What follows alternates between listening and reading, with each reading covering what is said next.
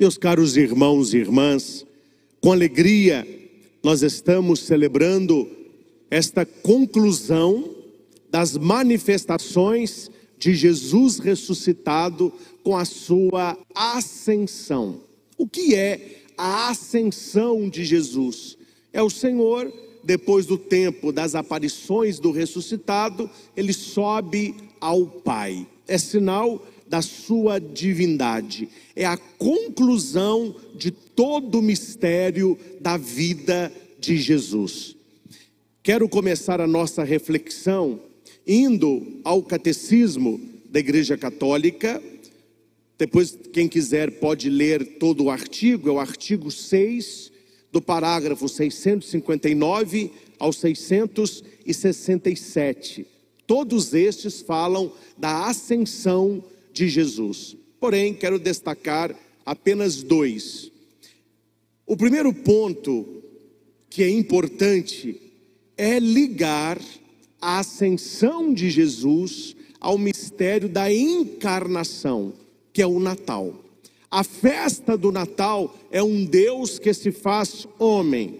É o mistério da descida. Deus, ele desce. E nós celebramos o nascimento de Cristo, o Emanuel, Deus conosco, movimento de descida, chamada catábasis. Deus desce ao encontro do homem. Depois nós temos toda a vida de Jesus, do nascimento até a sua ressurreição, o tempo que ele aparece, e agora o movimento se conclui. Aquele que desceu é aquele que retorna ao Pai na sua ascensão. Então é um movimento de descida, catábasis, movimento de subida, anábasis, o Cristo que volta. No Catecismo, no parágrafo 661, diz assim: esta última etapa permanece unida à primeira, isto é, a descida do céu realizada na encarnação. O Natal, nós celebramos o Cristo que vem. Na ascensão, o Cristo que volta ao Pai, permanecendo conosco, na palavra, na Eucaristia, no Espírito que será dado. Só aquele que saiu do Pai pode retornar ao Pai. Celebrar a ascensão de Jesus é proclamar ao mundo e confirmar a nossa fé que Jesus é Deus, que Ele é o Filho de Deus e que, terminada a sua missão, Ele volta ao Pai. João, capítulo 3, versículo 13, nós lemos: ninguém jamais subiu ao céu, a não ser aquele que desceu do céu, o Filho do Homem. João 12, 32. Quanto eu vou elevado da terra, atrairei todos os homens a mim. Jesus está falando da cruz. E é interessante como que para nós cristãos católicos, a cruz e o crucificado têm um significado todo especial. Porque a cruz já é o início da ascensão, já é uma figura daquilo que será e ainda não é totalmente. Jesus na cruz, ele é elevado da terra, mas na ascensão ele é elevado para não mais voltar à terra. A elevação na cruz significa e anuncia a elevação da ascensão ao céu. O crucificado já é o início da ascensão. Vai dizer o Catecismo no parágrafo 662, que tem referência ao 1545. A ascensão de Cristo começou a acontecer na sua crucificação. E nós rezamos no credo. Faz parte do depósito da fé a ascensão de Jesus. Toda vez que nós rezamos o credo, nós dizemos: Ele ressuscitou dos mortos, subiu aos céus e está sentado à direita de Deus Pai Todo-Poderoso, destra, não é? A partir de agora, Cristo está sentado à direita do Pai. Claro que aqui você não vai criar na sua mente, como nós cantamos no Salmo, não é? Deus está sentado no seu trono glorioso. Aí você não vai pensar que Deus Pai vive eternamente sentado no trono e que na sua direita, que à direita Jesus está lá sentado e que o céu é isso. O catecismo explica o que significa sentado à direita do Pai. Por direita do Pai, entendemos a glória e a honra da divindade, onde aquele que existia como Filho de Deus, através de todos os séculos, como Deus consubstancial ao Pai, se sentou corporalmente, depois de encarnar-se, da sua carne fosse glorificada. Então, o sentar-se à direita do Pai significa Jesus reassume o seu lugar.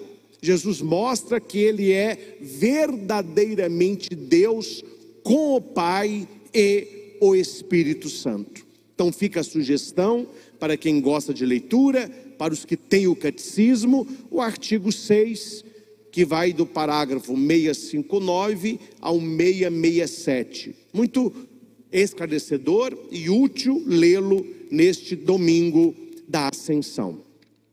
Dito isso, nós entendemos melhor a primeira leitura que foi proclamada do livro dos Atos dos Apóstolos. É o início dos Atos dos Apóstolos. Nós lemos aqui o capítulo 1, o versículo 1 ao versículo 11. Tudo 1. Capítulo 1, versículo 1 ao versículo 11. É o início dos Atos dos Apóstolos. Sei que todos já o sabem, mas pode ser que alguém não o saiba. Atos dos Apóstolos é continuidade do Evangelho de Lucas. Quem escreveu os Atos dos Apóstolos foi São Lucas. Então ele escreve a vida de Jesus e ele continua contando a vida do Espírito, a vida da igreja, o movimento primordial da pregação da palavra. E no capítulo 1, no versículo 1, ele vai dizer assim: no meu primeiro livro, ó Teófilo. Teófilo, teos filos, filos é amigo, teos de Deus. Teófilo é amigo de Deus. Qual é o primeiro livro de Lucas? O Evangelho de São Lucas. E agora ele continua nos Atos dos Apóstolos. Algo, meus irmãos, que nós precisamos resgatar, pelo menos para os católicos de qualidade, porque infelizmente existem cristãos e católicos de péssima qualidade. Para os que querem uma religião séria, voltar aos Atos dos Apóstolos, como que eles viviam uma religião diferente de muitos. Eles tinham atração pela palavra de Deus.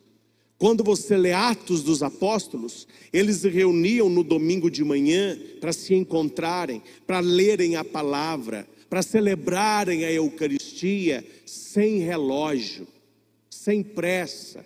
Eles tinham a alegria de estarem celebrando na presença do Senhor.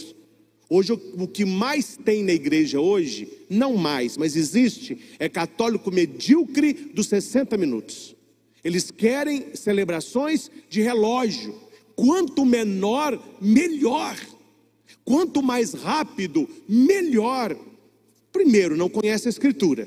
Tem uma fé rasa, uma religiosidade crua que receberam dos pais. É o tipo católico de tradição, que não fede nem cheira. É número de IBGE. Nós não podemos estar nessa estirpe que mais atrapalha a igreja que ajuda. Nós precisamos aprofundar a nossa fé para recebermos os dons espirituais. Religiosidade não é espiritualidade. Ficar na igreja, assistindo o padre, olhando o relógio, conversando, isso não é espiritualidade, isso é religiosidade. Religiosidade até cachorro cumpre. Uma igreja aberta, o cão entra, fica na missa, termina a missa, o cão vai embora. Mudou o quê? Absolutamente nada. E tem gente que frequenta a igreja assim, exatamente assim. Não entende nada, não reza nada, não sabe nada, não quer saber nada. Aí eu sou católico, não muito praticante. Até que eu vou, mas eu não não vou demais não, até não entendo muita coisa não. Estamos no raso. Muitas pessoas estão no raso. O que que os Atos dos Apóstolos nos propõem? Sairmos do raso e passarmos a uma espiritualidade profunda. A espiritualidade que Jesus convidou os seus a ter. É interessante como que nós temos pessoas que se auto-intitulam cristãs católicas e não são nem cristãs e nem católicas. Eu não fico provando para não perder a amizade e pensar, mas está difícil. É assim que funciona. A gente olhando a vida de uns, não são nem cristãos e nem católicos, e frequentam igreja. Não resolveu muita coisa, não está resolvendo muita coisa. Os Atos estão nos falando que nós precisamos refletir e viver tudo que o Senhor nos deixou, celebrar a sua ascensão para recebermos o seu Espírito. Uma pessoa que tem o Espírito, ela vive diferente.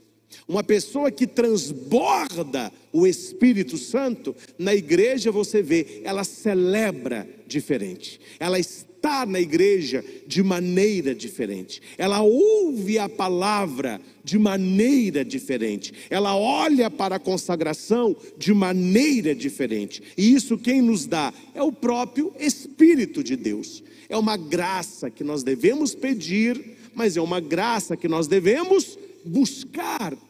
Uma graça que nós devemos pedir e uma graça que nós devemos buscar. E aqui eu abro um parênteses.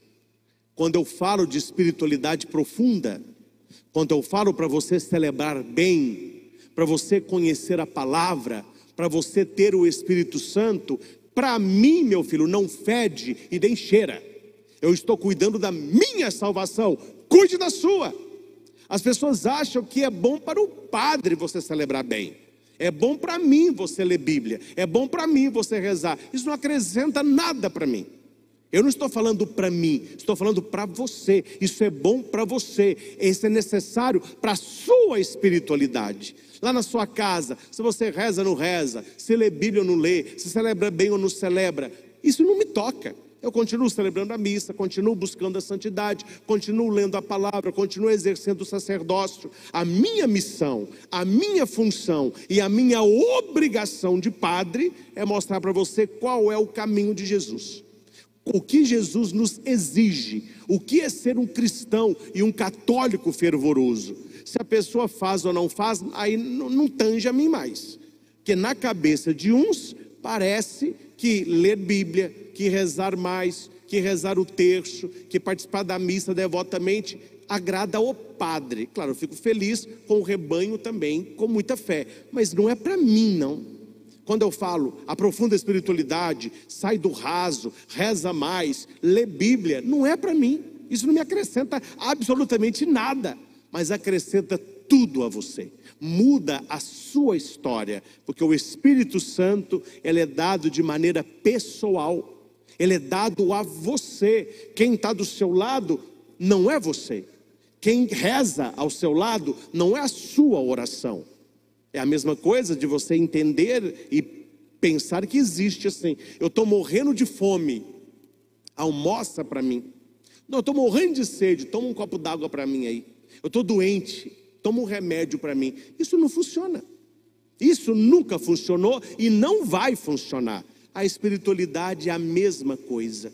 Nós, cada um no seu caminho espiritual, deve buscar a Deus em espírito e em verdade. Buscar o Senhor com toda a força do seu coração, para que você não passe iludido por esse mundo. Para que quando chegar o fim da sua vida, e vai chegar o fim da vida de todos nós, que você olhe para trás e diga, olha, foi um tempo perdido. Foi uma vida inútil. Foi uma vida passageira, foi uma vida que eu coloquei a minha esperança em coisas que terminaram, em pessoas que também morreram, em situações que já acabaram, em dinheiro que não me trouxe alegria, porque não se concentrou no Espírito Santo. Isso nós vamos aprofundar no domingo que vem, na solenidade de Pentecostes. Mas eu quero citar a segunda leitura, e eu volto na primeira. São Paulo diz assim, a nós, São Paulo diz a nós, o Deus de nosso Senhor Jesus Cristo, o Pai, a quem pertence a glória, vos dê um espírito de sabedoria. Vocês lembram quando no Antigo Testamento Deus pergunta para Salomão o que ele quer? Ele resume: sabedoria. Como você não pediu outras coisas, eu vou te dar o que você pediu e vou te dar ainda mais. Isso é que nós devemos pedir todos os dias. Isso é o que você deveria pedir todas as manhãs ao acordar. Senhor, dai-me o dom da sabedoria. Dai-me, Senhor, a plenitude da sabedoria. Uma pessoa sábia, uma pessoa cheia do Espírito, ela rende muito mais. Ela tem não apenas saúde espiritual, mas o seu espírito influi em todas as áreas da sua vida. Ela vê o que os outros não veem. Ela é o que os outros nunca serão. Ela tem o que os outros nunca terão, na dimensão espiritual. E aqui está falando, você tem que pedir, porque só Deus pode te dar. Não há lugar algum que você chega, me dá aí 300 gramas de sabedoria, me dá aí um pacotinho de sabedoria, me dá um envelopinho de... Não existe. Ou Deus nos dá ou nós não teremos. Ou Deus te concede ou você não terá. E por que é importante? Olha aqui, Ele nos dê um espírito de sabedoria que revele e faça verdadeiramente conhecer a Deus. Você deseja conhecer a Deus? Você deseja conhecer a Jesus Cristo? Você deseja sentir no coração a fé que você professa com a boca? Peça o dom da sabedoria. Ele vos revele e faça verdadeiramente conhecer. Que Ele abra o vosso coração à luz. Senhor, dai-me a tua luz. Senhor, dai-me o teu Espírito.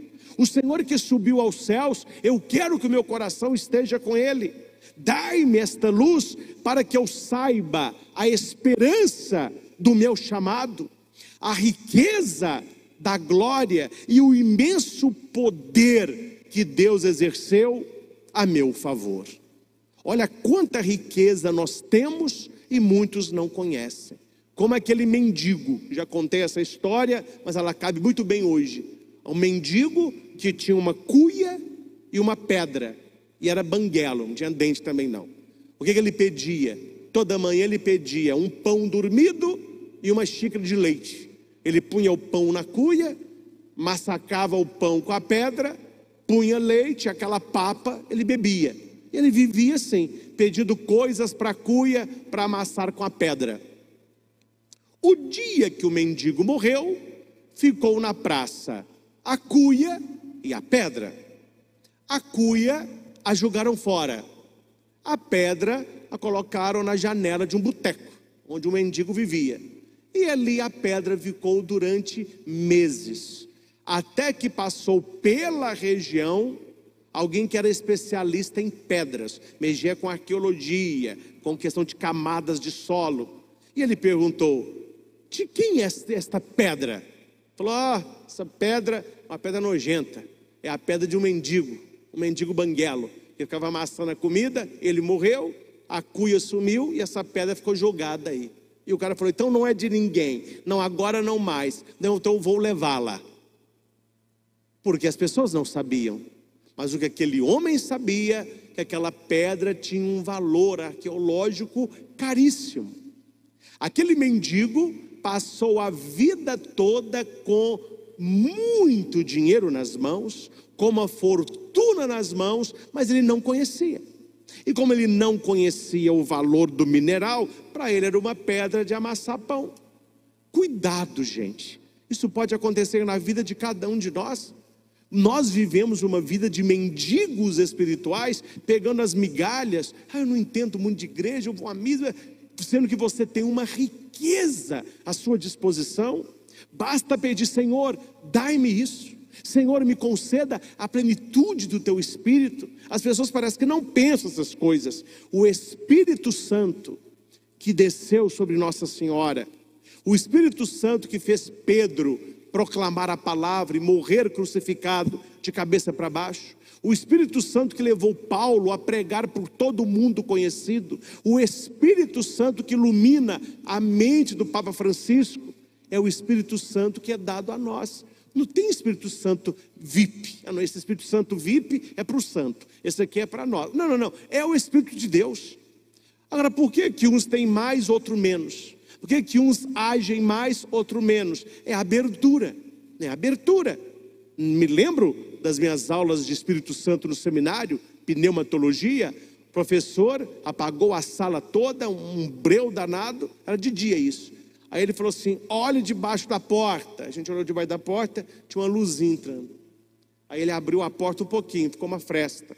Ele abriu um pouquinho. Olha, abriu a porta toda, iluminou a sala toda. Ele falou: olha, o Espírito é isso. Ele está aí para todos, depende da sua abertura. Quem não abre, viverá na escuridão. Quem abrir um pouquinho, será um pouquinho iluminado. Quem escancarar a porta, receberá a plenitude dos 7 dons. Jesus está falando isso na sua ascensão. Eu vou ao Pai para que eu vos dê o Espírito Santo. Gente, nada é mais importante que o Espírito Santo. Aí você conversa com as pessoas, tem gente que não sabe até hoje quem é o Espírito Santo. Está na igreja há 10, 20, 30 anos, não recebeu até hoje a plenitude do Espírito, já é batizado, já é crismado, não mudou nada. É aquilo que Santa Teresinha diz: o hóspede desconhecido da alma de muitos. Ele está em mim, ele está em você, mas não conhecemos. É a pedra do mendigo. Não sabemos o que é, não sabemos o valor, não sabemos como. E a leitura continua: Deus manifestou sua força em Cristo, quando ressuscitou dos mortos e o vê sentar-se à direita nos céus, bem acima de toda autoridade, poder, potência, soberania. Ele pôs tudo sob os seus pés. Não cabe um cristão que serve a esse Deus ter uma vida de mendigo. Não casa as coisas. Como que o Deus que nós servimos, Ele está colocado acima de todas as coisas, acima de toda soberania, autoridade, potência, poder. E nós que o seguimos, vivemos uma vida apequenada, uma vida sem brilho, uma vida sem vida. Aqui vai dizer que nós precisamos buscar sempre a igreja cuja cabeça é Ele. Aqui vai dizer: sim, Deus pôs tudo debaixo dos pés de Cristo, e vês dele, que está acima de tudo, a cabeça da igreja, que é o seu corpo, a plenitude daquele que possui a plenitude universal. Nós que estamos na igreja, nós somos membros da cabeça que é Cristo. Uma cabeça vive sem membro, mas o membro não vive sem cabeça. Você verá uma pessoa sem mão, você verá uma pessoa sem pé, você verá uma pessoa sem um olho, você verá uma pessoa sem rim, mas você nunca verá uma pessoa sem cabeça. Ou seja, Jesus é a cabeça do seu corpo místico, que é a igreja. E nós pertencemos a este corpo porque pertencemos a Cristo, estamos enxertados nele. Mas como que nós somos cristãos, católicos, se nós não vivemos isso? Se nós não conhecemos isso? E a primeira leitura, voltando a ela, vai dizer alguns pontos importantes. Não há tempo de refletir tudo, mas uns pontos são importantes. Primeiro, a questão dos 40, né? Que eu já bati nessa tecla, e é bom que a água mole em pedra dura, bate um dia fura, né?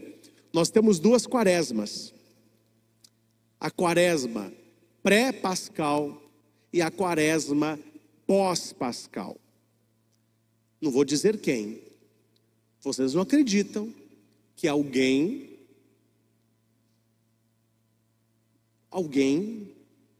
veio me questionar onde que eu tirei que existe quaresma pós-pascal. Gente, pessoa de igreja, pessoa estudada.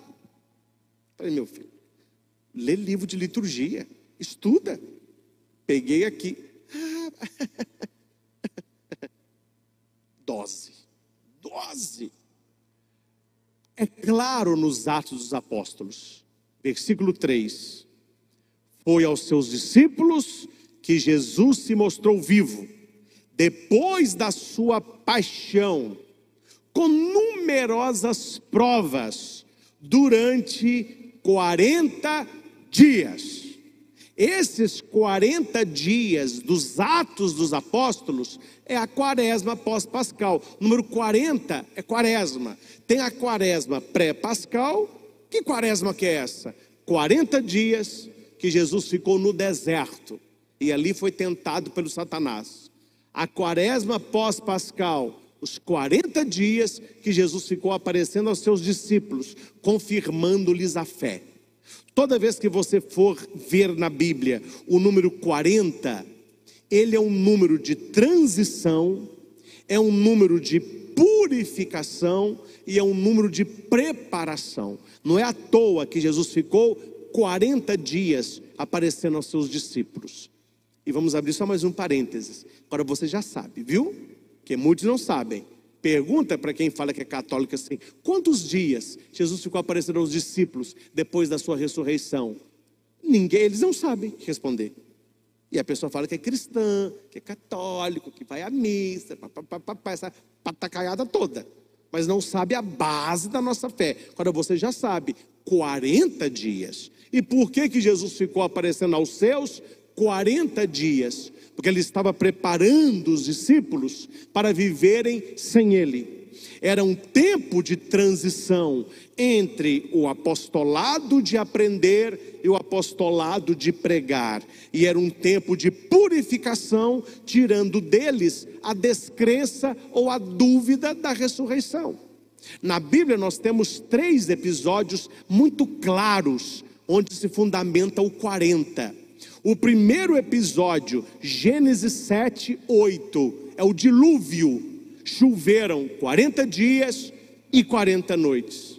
Um tempo de transição, uma renovação espiritual. Deus acabou com a humanidade pecadora, começando algo novo. Quando você vai em Êxodo, a saída do Egito para a terra prometida, quanto tempo o povo de Deus ficou no deserto? 40 anos. Mas demorou essa caminhada, hein? Eles podiam fazer essa caminhada em poucas semanas. Mas por que demorou tanto tempo? Tirar o povo do Egito é fácil, tirar o Egito do povo não é mole.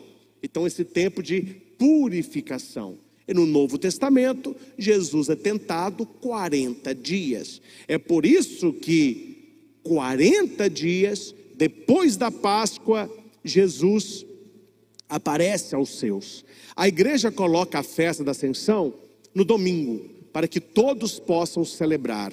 Mas os 40 dias é na quinta passada. Nós agora estamos no novenário do Espírito. São os 9 dias que antecedem Pentecostes. No 40º dia, Jesus sobe ao céu. No 50º dia, ele envia o Espírito. Quando Jesus sobe ao céu, os discípulos voltam para Jerusalém. 41º, 42º, até o 49º, que acontece Pentecostes no 50º. Do dia 41 ao dia 50, são 9 dias. O que os discípulos ficaram fazendo esses 9 dias? Está na Bíblia, em Atos, capítulo 1, versículo 12 ao 14. É o final da leitura de hoje que não é lida. Eles ficaram unidos com Maria, Nossa Senhora. Está na Bíblia. Eu já ouvi gente dizendo que Maria não tem nada a ver com Pentecostes, que a igreja católica fica misturando Maria em tudo. É bíblico. Eles estavam com ela. Leia Atos 1, versículo 12. Maria estava com ele, as santas mulheres e os apóstolos. Eles ficaram orando durante 9 dias, preparando a festa de Pentecostes. Você que conhece, agora você sabe de onde saiu o número 9. Por que a igreja faz novena? Novena de Frei Galvão. Novena de... Por quê? Mas que número mágico é esse? Não podia ser 7. Por que são 9 dias? Porque os apóstolos depois da ascensão do Senhor, oraram 9 dias preparando a grande festa do Espírito. E todo santo só é santo porque se abriu a ação do Espírito. É por isso que nós temos os nossos novenários. Esses 9 dias remontam a Atos 1, versículo 13 e 14, onde eles ficaram celebrando, orando 9 dias com Maria, preparando o Espírito. Então nós estamos preparando domingo próximo, que é Pentecostes, e de quinta para frente, do 40º dia para frente, que começa na sexta, a novena ao Espírito Santo. Que quem fez a primeira? Os apóstolos, com Maria. Então, como que nós vamos receber bem o Espírito Santo? Se preparando. Quem não começou a novena, não tem problema. Comece hoje. Senhor, prepara o meu coração ao teu Espírito. Prepara meu coração para receber a plenitude de Deus. Eu não quero estar apenas à missa, mas eu quero ser cheio do teu Espírito. E isso é Atos dos Apóstolos. Vejam que os discípulos, que eram homens, Maria, não ficaram levando uma vida de qualquer jeito, esperando Pentecostes. Eles viveram 9 dias de oração, de contato com Deus, lendo a palavra, rezando, meditando, celebrando. Esta é a nossa igreja, gente. Esta é a nossa fé. Nós precisamos rezar mais, para celebrar mais, para lermos mais a palavra, para estarmos em contato com Deus. O diabo não é mole, o diabo é esperto, viu? E o que ele tem roubado de muitas pessoas? Uma coisa só. O diabo só quer uma coisa: o seu tempo. Ele vai roubando o seu tempo, porque quando você não tem tempo, a primeira coisa que você para de fazer é rezar. Tem gente que não reza mais, porque não tem tempo. Não tem tempo, padre. Meu tempo é pouco para mexer em celular. Meu tempo é pouco para ver série de Netflix. Meu tempo é pouco para namorar. Meu tempo é pouco para trabalhar. Meu tempo é pouco para ficar enchendo os outros da minha casa. Aí não sobra tempo para rezar. Não sobra tempo. Se você falar, mas que hora que eu vou rezar? Eu não tenho tempo. E realmente não tem. Só que oração não se reza quando sobra tempo. Oração se reserva tempo para rezar. Eu tenho horário de banho? Tenho. Eu tenho horário do almoço? Tenho. Eu tenho horário de estudo? Tenho. Eu tenho horário de academia? Tenho. Eu tenho horário de visitar amigos e estar com a minha família? Tenho. Tenho horário de oração. Esse horário eu rezo. Esta hora é o momento de Deus. Senão você não vai rezar. Ah, não, padre, eu rezo quando eu deito. Você está na Ave Maria, na Santa Maria está roncando, né? Aí, meu filho, não, padre, quando eu começo o terço, Nossa Senhora termina lá no céu, de joelho. Coitado, o joelho de Nossa Senhora está num calo, ó. Você nunca terminou um terço, tem gente que nunca começou um, né? Para com isso, gente. Vamos levar a coisa com mais seriedade, né? Reserve esse tempo de receber a Deus, né? A leitura vai dizer, outro ponto importante, primeiro os 40 dias que eu acabei de dizer. Outro ponto importante, como que o ser humano quer puxar as coisas para baixo e Deus quer puxar as coisas para cima. Quando uma pessoa vai morrer, e a pessoa sabe que vai morrer, e ela fala assim, o médico fala assim, olha, estamos no final do seu tratamento. Eu já acompanhei vários. O tumor se espalhou, agora nós vamos cuidar que você não sofra, que você tenha uma boa hora, junto com a sua família. Vamos dar remédio para você não sentir dor, mas você está nos momentos finais. Uma pessoa que recebe uma notícia dessa, claro, ela vem sofrendo há tempos, e para muitos é um descanso, que ela está cansada de tanta agulha, tanto bisturi, tanta dor, fala assim, nossa, agora eu vou descansar. Mas quando a pessoa fica sabendo que ela está nos últimos momentos, o que ela faz? Chama para mim a minha família, chama o meu filho, chama o meu pai, chama tal pessoa, eu quero pedir perdão. Quantas pessoas, quando estão para morrer, chama alguém e fala assim, deixa eu com essa pessoa um pouquinho, fecha a porta ali. O que essa pessoa está falando? O mais importante, ali não há briga, ali não há rancor, ali não há lavar roupa suja, ali há perdão, lágrimas, despedida. A família voltou-se ao essencial. morrendo ali o papai, a mamãe, um ente querido. Ninguém está preocupado com dinheiro, ninguém está preocupado com carro, ninguém está preocupado com marca de roupa. Ali todos estão olhando uma vida que vai se apagando, uma chaminha que vai se apagando. E pergunte para essa pessoa qual é o discurso dela quando ela sabe que vai morrer. Quando ela recebeu a notícia: olha, você tem 4, 5 dias de vida, o tumor se espalhou, não há o que fazer. Ali ela tem uma elevação espiritual. Ela começa a falar com a família: olha, gente, fiquem unidos, reza mais, não briga não, continuam unidos, eu amo vocês demais, vocês vão fazer muita falta, todo mundo fica aquele choro. É assim que funciona. Por quê? Porque o que ela diz no fim da vida é mais importante do que ela falou a vida toda. E é a síntese do mais importante. Geralmente no fim da vida se ouve muito: eu te amo, muito obrigado, eu te perdoo, você me perdoa também. É isso que se ouve. Eu já acompanhei muitas pessoas falecendo, sem falar nome. Pessoas que a família fala: padre, mas foi ruim, viu?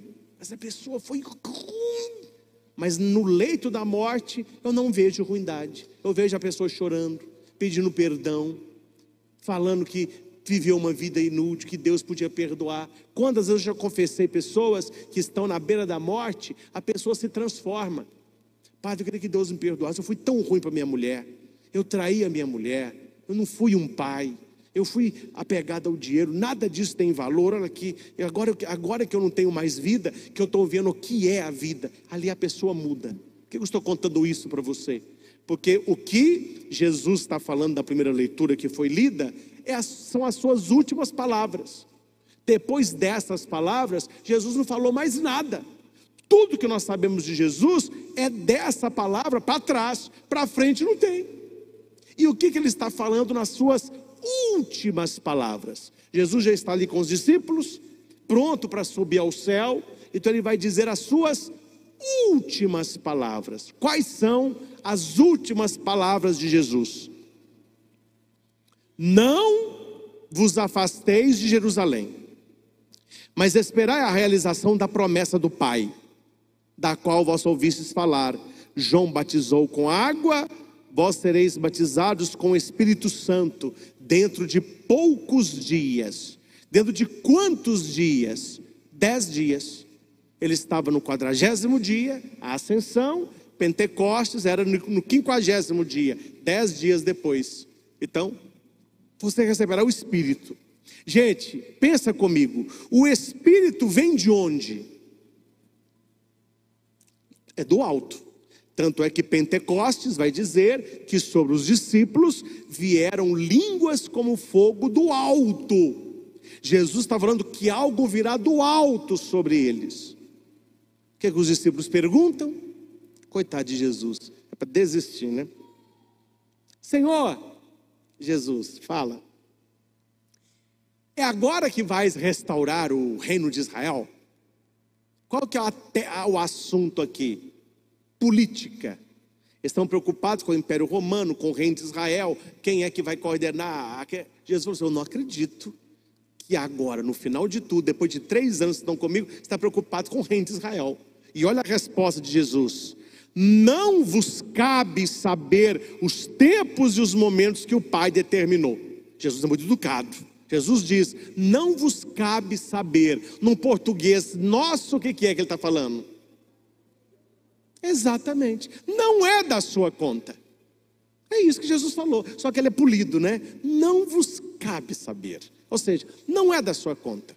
Eu estou falando para vocês, o Espírito Santo. Vocês estão preocupados com as coisas de baixo. Olha aqui, ó, Jesus falando do dom do alto e nós preocupados com o dom de baixo. Jesus falando do Espírito e a pessoa na missa triste por causa de namoro, por causa de trabalho, por causa de doença. Essas coisas que são importantes, mas que não são tão importantes como o Espírito. Jesus falando: eu vou te dar o Espírito. Senhor, é agora que o meu salário vai aumentar? É agora que eu vou trocar de carro? É agora que eu vou casar com essa mina? Jesus, pelo amor de Deus, hein? Não é da tua conta, meu filho. isso aí é outra coisa. Eu estou falando do Espírito. E Jesus volta no discurso: recebereis o poder do Espírito Santo, que descerá sobre vós, para serdes as minhas testemunhas. Jesus está nos oferecendo o dom maior. Qual que é o dom maior? O Espírito Santo. Então prepare para receber. Aprendi como a família, o filho da família está fazendo gastronomia. Ele me diz assim: padre, a bebida vem em segundo lugar, a taça, o copo em primeiro lugar. Uma bebida mais ou menos, com uma laranja, com uma folhinha de hortelã. Está sabendo, meu filho? Uma folhinha de hortelã, umas pimentinhas, gelo. O senhor põe assim umas cores. Pode até que não está bom no sabor, mas ninguém vai falar que está ruim, porque é tão bonito. Então, para receber uma bebida nobre, prepara um copo nobre. Há pessoas que dizem: ô padre, uma água gelada num copo de vidro e uma água gelada num caneco ou num copo, não é a mesma água, né? Por que eu estou fazendo essa comparação? Nós vamos receber domingo o Espírito. Jesus vai confirmar o Espírito. Qual que é a taça? Qual que é o copo? O coração. Então prepara bem o recipiente para receber melhor o Espírito. O mais importante não é o embrulho, é o presente. Mas um embrulho bem feito valoriza o presente. Você pode ter um presente humilde, como eu já fiz, que eu esqueci de um presente que eu tinha que levar.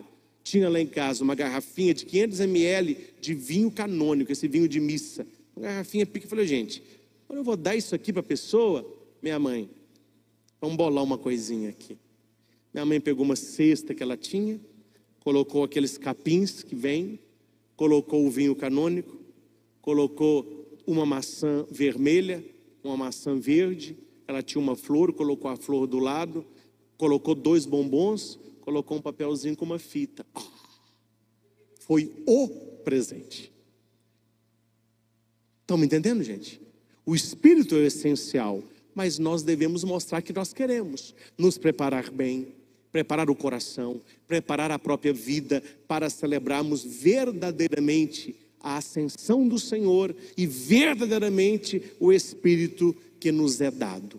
Depois de tudo isso que eu disse, e que não foi pouca coisa, agora você entende o peso da sua resposta. Você entende o peso da sua palavra. Quando o padre diz assim: corações ao alto, e você responde: nosso coração está em Deus. Tudo isso que eu disse aqui faz parte de quem quer ter um coração em Deus. Quem quer ter um coração ao alto. Quem quer ser cheio, pleno e transbordante do Espírito Santo. Que a ascensão de Jesus ao céu, além de nos confirmar quem Ele é, nos ajude a buscar sempre mais as coisas do alto. Ao Senhor Jesus, que subiu aos céus e está sentado à direita de Deus Pai, toda honra, toda glória e todo louvor. Louvado seja nosso Senhor Jesus Cristo. Para sempre seja louvado.